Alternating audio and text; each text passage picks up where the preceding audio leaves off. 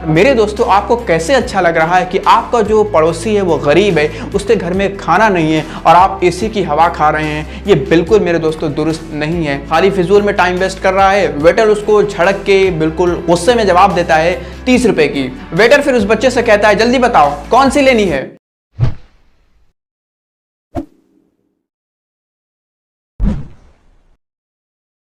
Hello welcome and अस्सलाम वालेकुम। आज के इस वीडियो में एक ऐसी स्टोरी आपके साथ मैं शेयर करने वाला हूं जिस स्टोरी को सुनने के बाद आपकी आंखें नम होने वाली है। मेरे दोस्तों, ये स्टोरी बहुत ज़्यादा बड़ी नहीं होगी, बहुत ही छोटी सी होगी, बहुत ही प्यारी सी होगी, बहुत ही इमोशनल, बहुत ही मुख्तसर सी होगी, लेकिन मेरे दोस्तों ये आपको जीने का सही सलीका सिखा देगी। आपको ये बता देगी कि असली जिंदगी कहते किसको हैं, हम जिंदगी जीते किस लिए हैं। तो मेरे दोस्तों, इस वीडियो में लास्ट तक मेरे साथ ज़रूर बने रहिए।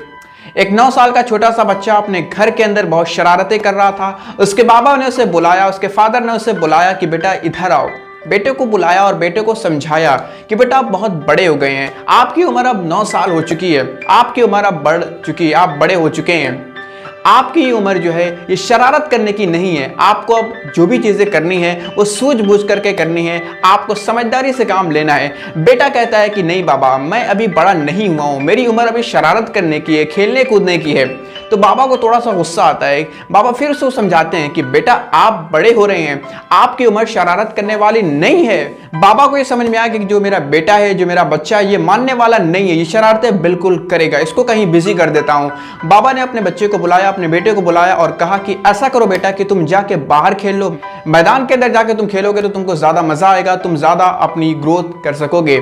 बेटे ने कहा कि ठीक है बाबा, मैं जा रहा हूं। बेटा अपने दोस्तों के साथ बाहर खेलने के लिए निकल जाता है, अपने दोस्तों को कुछ जमा कर लेता है कि चलो खेलते हैं, क्रिकेट खेलते हैं, बाहर बच्चों के साथ निकल जाता है। अब आप जानते ही मेरे दोस्तों की जो छोटे बच्चे होते हैं वो कितना ज्यादा खेलेंगे, मैदान भी तो बड़ा होता है। 2-3 घंटा खेलते खेलते उस छोटे से बच्चे की हालत खराब हो गई। अब वो सोचने लगा कि चलो अब घर चलते हैं, टाइम भी ज़्यादा हो गया है, मामा पापा हो सकता है कि मुझे डांट भी दें क्योंकि क्यों इतनी लेट हो गई है। जाहिर सी बात है, अब 2 से 3 घंटा अगर बच्चा मैदान के अंदर रहता है तो जो पेरेंट्स रहते हैं वो ज़रूर बोलते हैं। वो बच्चा मैदान से घर के लिए निकला। उसको रास्ते में एक शॉप दिखी जो कि एक आइसक्रीम शॉप थी। उसने सोचा कि ऐसा करता हूँ कि आइसक्रीम खा लेता हूँ, थोड़ा रिफ्रेश हो जाऊँगा, थोड़ा मुझे एनर्जी आ जाएगी तो मैं और कुछ घर चल के खेल सकूंगा। जाहिर सी बात है, आइसक्रीम जब खा लेता है इंसान तो थोड़ा सा फ्रेश महसूस करता है, थोड़ा इंसान को थोड़ा राहत मिलती है। तो उस बच्चे ने भी सोचा कि आइसक्रीम यहाँ खा लेता हूँ, फिर घर चल के थोड़ा रिफ्रेश महसूस करूंगा। वो 9 साल का छोटा सा बच्चा आइसक्रीम शॉप में एंटर कर जाता है और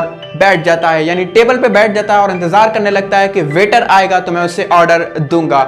2-3 मिनट इंतजार करने के बाद एक वेटर उसके पास आता है और कहता है कि सर आपको कुछ चाहिए। बच्चा उस वेटर से पूछता है, एक सवाल करता है कि अंकल ये बताइए एक फुल कोन आइसक्रीम कितने की है, यानी उसकी कीमत क्या है। वेटर जवाब देता है 80 रुपीज, यानी 80 रुपए की आपको फुल कोन आइसक्रीम मिल जाएगी।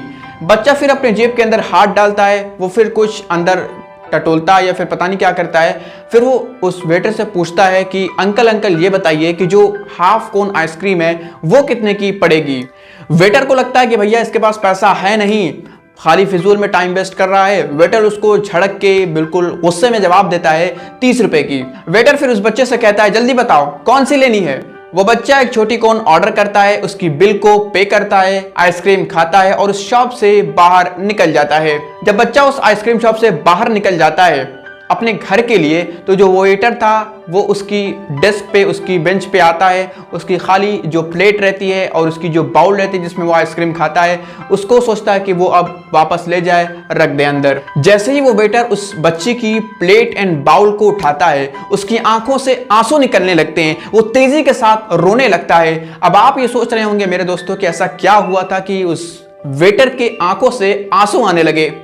एक्चुअली मेरे दोस्तों, जो बच्चा वहां पे आया था आइसक्रीम खाने के लिए, उसने उस वेटर के लिए 2000 रुपए की टिप रखी थी उस बाउल एंड प्लेट के नीचे। यही देख के मेरे दोस्तों जो वेटर था वो इमोशनल हो गया, वो तेजी के साथ रोने लगा और दिल ही दिल में ये सोचने लगा कि मैं कितना गलत था, मैंने उसके बारे में क्या क्या सोचा था और वो बच्चा कितना दिल वाला निकला।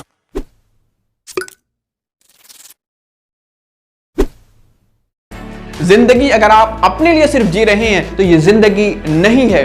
जिंदगी का जो असल मकसद है वो ये है कि हम दूसरों के लिए जिएं, दूसरों के चेहरों पर मुस्कान लेके आए, दूसरों की जिंदगी के अंदर एक ऐसी तब्दीली लेके आए कि उसकी वजह से हमें एक अलग ही लेवल का खुशी मिले।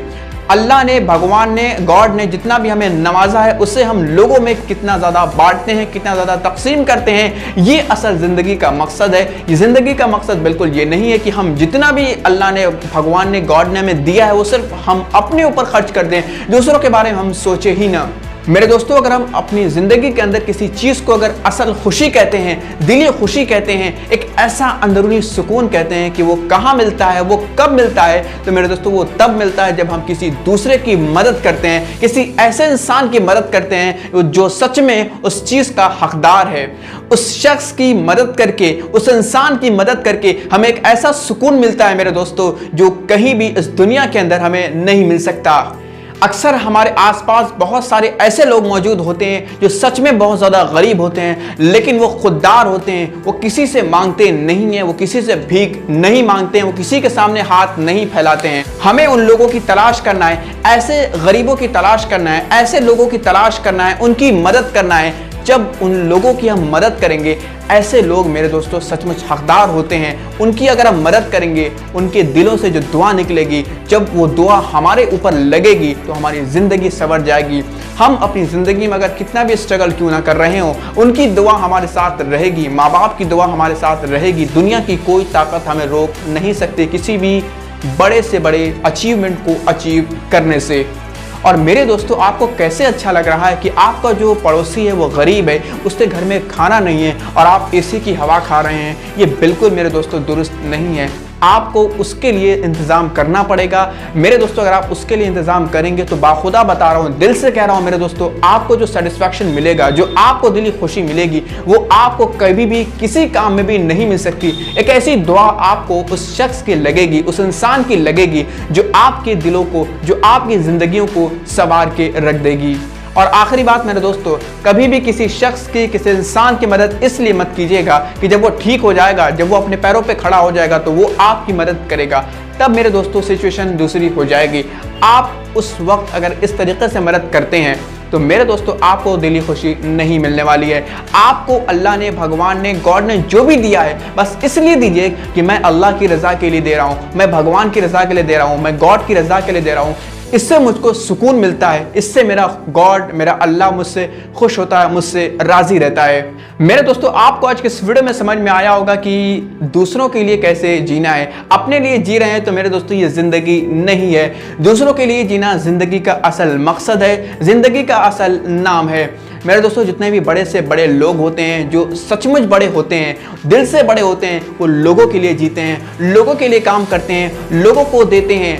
ऐसे लोगों की तलाश कीजिए, ऐसे लोगों को दीजिए, सदका कीजिए, जारिया कीजिए। आपके पास जितना भी पैसा है उसमें से कुछ पैसा निकाल के उन लोगों के ज़रूर दीजिए, उन लोगों की ज़रूर मदद कीजिए जो सचमुच उस पैसे के हकदार हैं। मेरे दोस्तों, अगर आप मुझसे कनेक्ट रहना चाहते हैं तो इंस्टाग्राम पे आप मुझे फॉलो कर सकते हैं, फेसबुक पे भी मुझे फॉलो कर सकते हैं। मिस्टर मोहम्मद आवान फेसबुक का जो पेज है, आप वहाँ पे प्लीज़ वहाँ पे फॉलो कर दीजिए, पेज को लाइक कर दीजिए।